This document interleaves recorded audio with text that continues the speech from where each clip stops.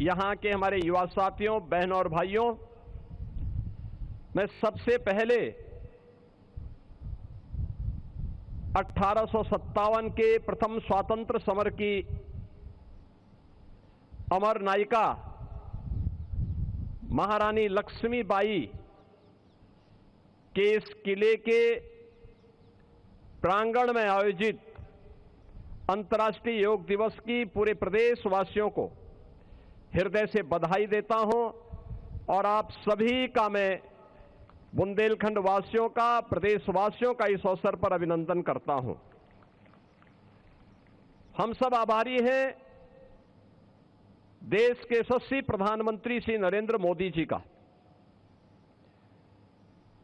जिन्होंने भारत की परंपरा को, भारत की विरासत को वैश्विक मान्यता देकर के भारत के लोगों को, 140 करोड़ भारतवासियों को दुनिया के अंदर गौरव के साथ आगे बढ़ने और उसकी नींव पर एक विकसित भारत की संकल्पना को साकार करने के लिए हम सब के लिए एक विजन प्रस्तुत किया है।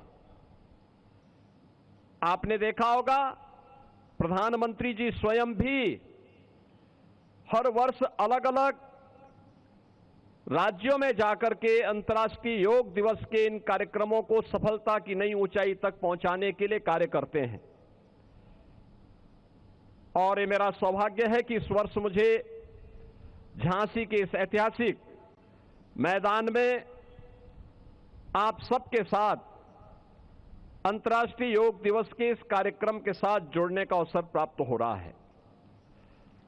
इस वर्ष की जो थीम है योगा फॉर हेल्दी एजिंग, यानी जो हमारा इस वर्ष का थीम है कि स्वस्थ आयु के लिए योग, एक स्वस्थ आयु के लिए योग। और भारत की मान्यता क्या रही है? हम सब इस बात को मानते रहे हैं कि शरीर माध्यम खलु धर्म साधनम, यानी स्वस्थ शरीर से ही आप जीवन के चारों पुरुषार्थों को पूर्ण कर सकते हैं। अगर स्वस्थ आरोग्य शरीर स्वस्थ नहीं है, आरोग्य नहीं है, आप कैसे कल्पना कर सकते हैं कि जीवन के किसी भी पुरुषार्थ को कोई व्यक्ति पूर्ण कर पाएगा? स्वस्थ शरीर का व्यक्ति ही, स्वस्थ शरीर का, स्वस्थ मस्तिष्क का छात्र ही अपने जीवन में सफलता की नई ऊंचाइयों को प्राप्त करेगा। एक स्वस्थ शिक्षक ही अपने छात्र को संस्कारित करेगा।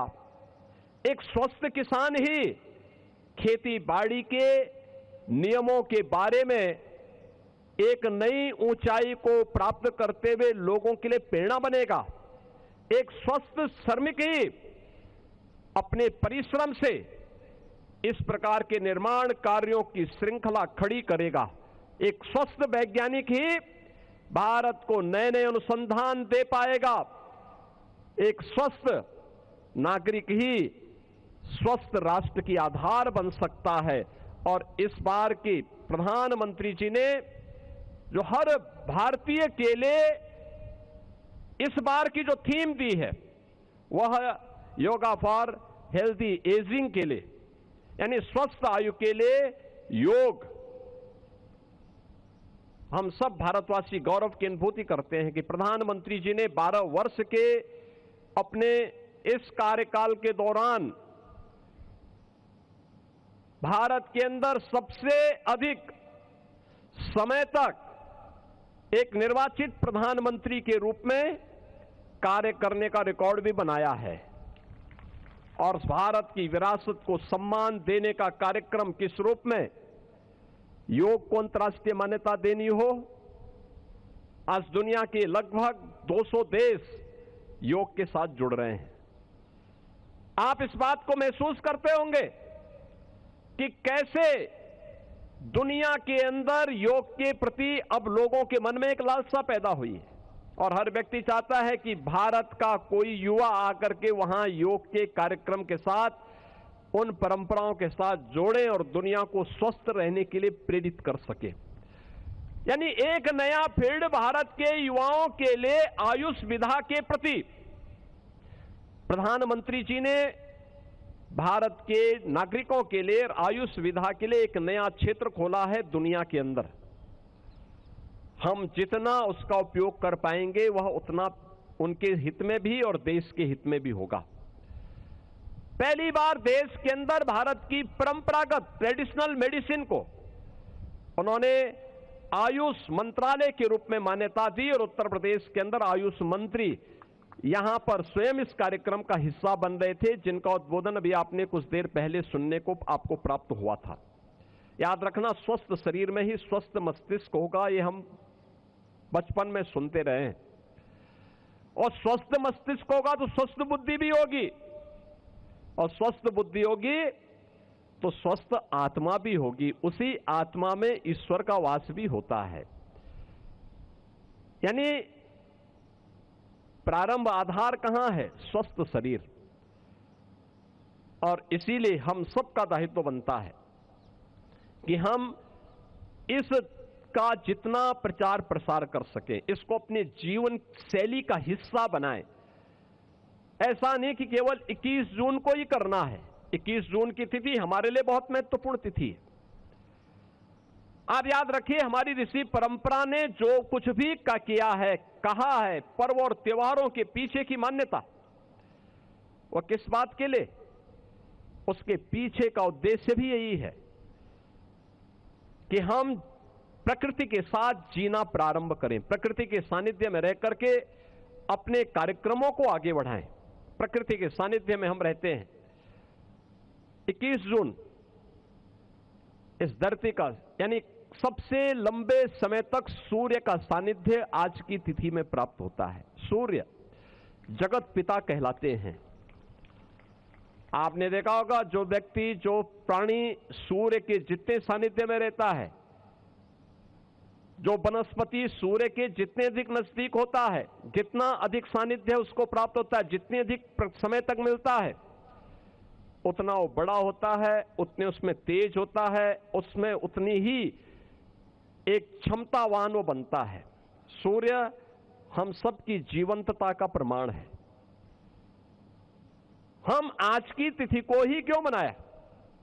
आपने देखा होगा, हम तो वर्ष में 2 बार जगत जननी मां भगवती दुर्गा के अनुष्ठान का कार्यक्रम भी करते हैं। अनुष्ठान के पीछे का उद्देश्य क्या? वर्ष में 2 बार।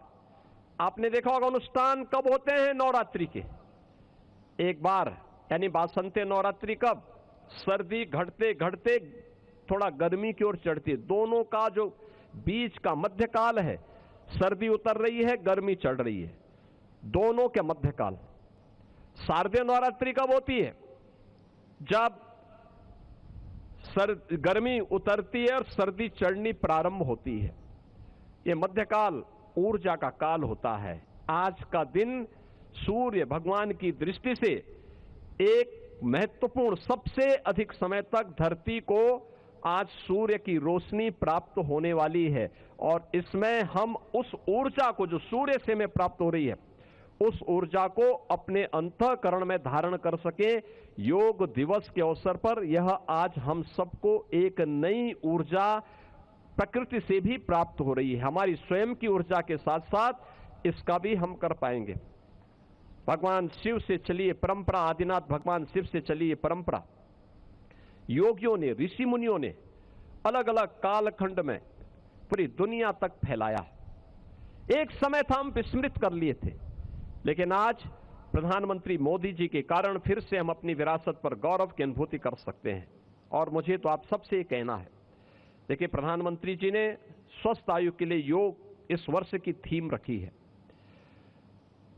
हमारे ऋषि भी इसी बात को कहते हैं, न तस्य रोगो न जरा न मृत्यु प्राप्तस्य योगाग्निमयम शरीरम। यानी जहां जिसके पास योगाग्नि से, योग से तपा हुआ शरीर है, वहां न रोग है, न वहां बीमारी है, और न ही वहां पर बुढ़ापा है। याद रखना, इन तीनों से बचना है। नियमित योग को अपनी कार्यशैली का हिस्सा बनाना होगा। मुझे प्रसन्नता है कि लखनऊ में राजभवन, जो अब जन भवन के रूप में जाना जा रहा है, वहां पर आदरणीय राज्यपाल जी उत्तर प्रदेश के अंदर इस कार्यक्रम का नेतृत्व दे रही हैं। हमारे मंत्रिमंडल के सभी सहयोगीगण,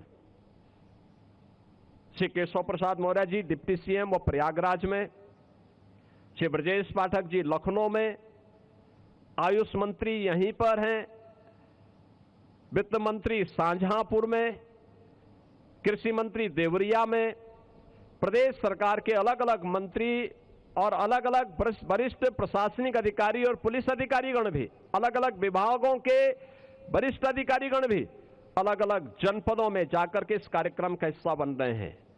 सभी 57,000 ग्राम पंचायतों में, सभी 825 विकासखंड मुख्यालयों में, सभी 350 तहसीलों में और सभी 762 नगर निकायों में भी यह आयोजन पूरी भव्यता के साथ, पूरी दिव्यता के साथ आयोजित हो रहा है।